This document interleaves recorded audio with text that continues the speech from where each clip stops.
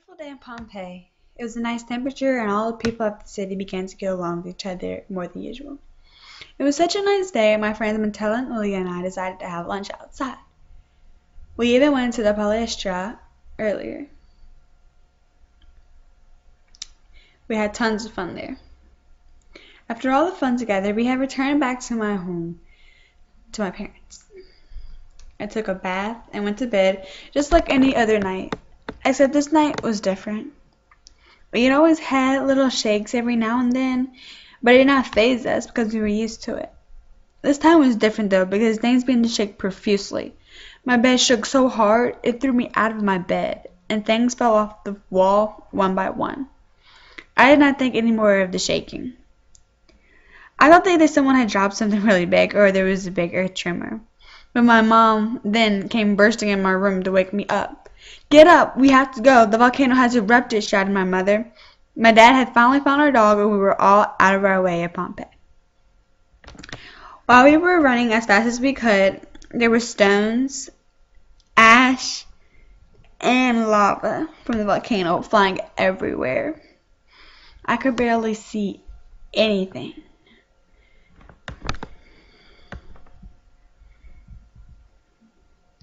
As we got closer to out of the city, we got surrounded by more and more people. Suddenly, I lost both of my parents and was running all by myself. I yelled their names, but no one answered, sadly. So I kept running. And as I kept running, I saw people who had fell down or just simply could not make it out of the city. And they were dead on the ground, and it made me really worried that that could have been my parents and dog. Finally, I reached safe distance and turned around and looked back at the city of Pompeii. It still looked horrifying. We all waited for everyone to be calm, and I was surrounded by people I never knew. All of a sudden, someone licked the back of my leg.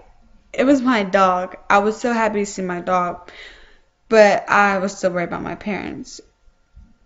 And several days had gone by, and people had died of starvation in the burning ash. Some had tried to go back into the city and died instantly. My dog and I, we were still hanging in there strong, though. I loved my dog. He was a strong dog, after all.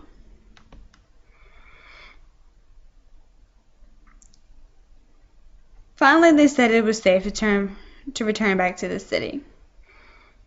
So my dog and I walked towards the city, sadly.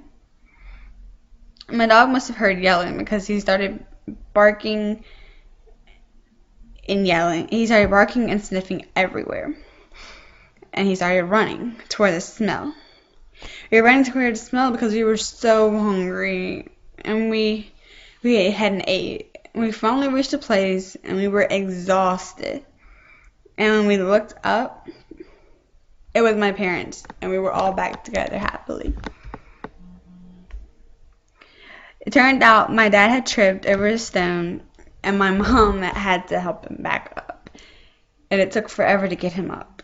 But they had to hurry. But they ran so fast and so far because they were scared. They were all the way to the city of Naples.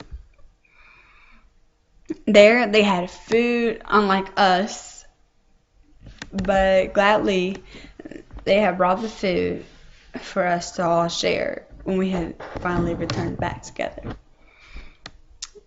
And they were hoping that the smell of the food would bring us all back together, and since they were thinking that my dog would be with me and we would come back, and suddenly we all smelled the food and returned back home.